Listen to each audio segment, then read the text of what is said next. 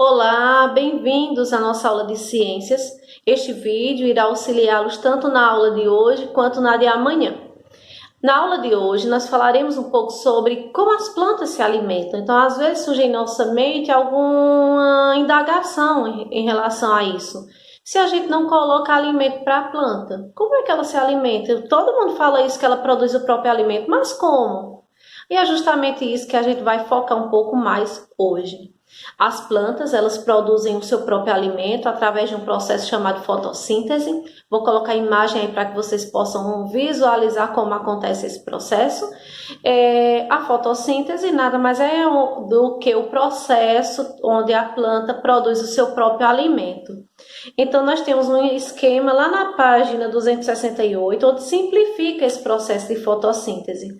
Então, nós temos aqui a água e sais minerais, onde a planta retira todos os seus nutrientes através do caule e repassa para o restante da planta. As plantas produzem o seu próprio alimento, por isso que elas são chamadas de seres produtores. Independente de ser qualquer animal, mas nenhum animal produz o seu próprio alimento. Depende das plantas para que seja o seu alimento, certo? De um pequeno grilinho até um animal enorme, depende da planta.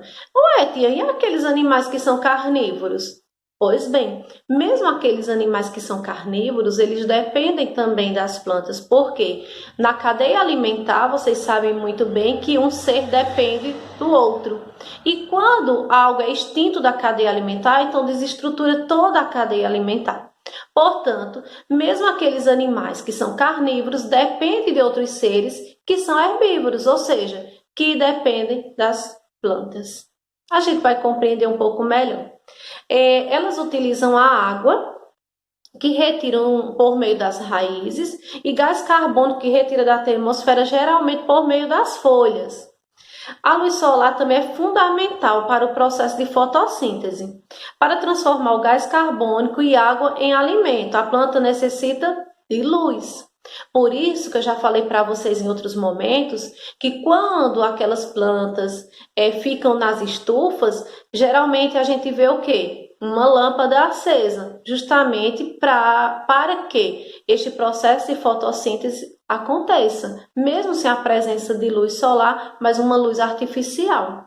As plantas absorvem a luz solar do ambiente por meio de uma substância verde que está geralmente na maioria das plantas, principalmente nas folhas, que é chamada de clorofila, ou seja, aquela pigmentaçãozinha verde que a gente percebe nas folhas das plantas.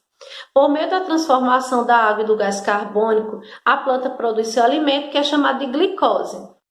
É um tipo de açúcar que conduz para toda a planta. A partir da glicose, a planta produz outras substâncias, entre elas o amido, que é um nutriente que aproveitamos em nossa alimentação. Então, lá na página 268, a gente encontra a formulazinha bem direitinho da produção desta glicose. Então, água mais gás carbônico na presença da luz do sol, ou artificial em alguns casos, a glicose e o gás carbônico, certo? E o amido também tem a definição: substância sem sabor, de cor branca, encontrada em muitas plantas como mandioca e em grãos de cereais, por exemplo, o trigo.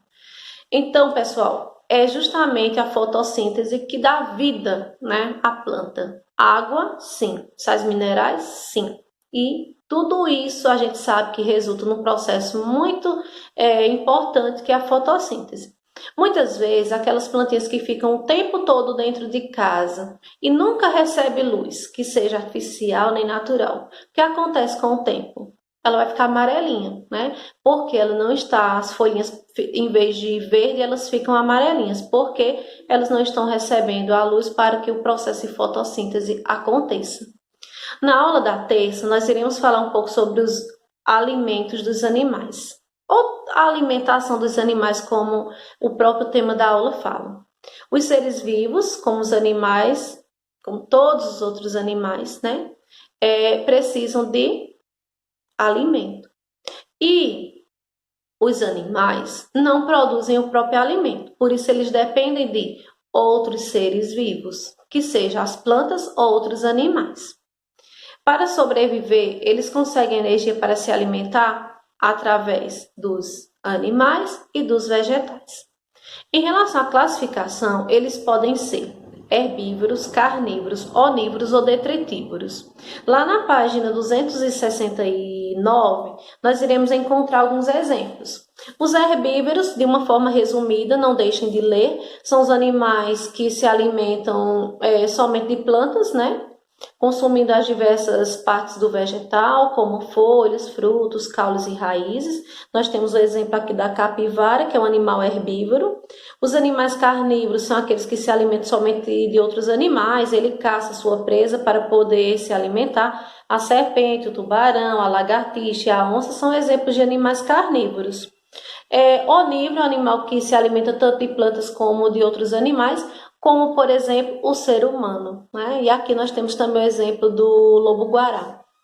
E os detritívoros são aqueles animais que se alimentam de detritos, ou seja, restos de plantas e animais mortos ou em decomposição, fezes de outros animais também.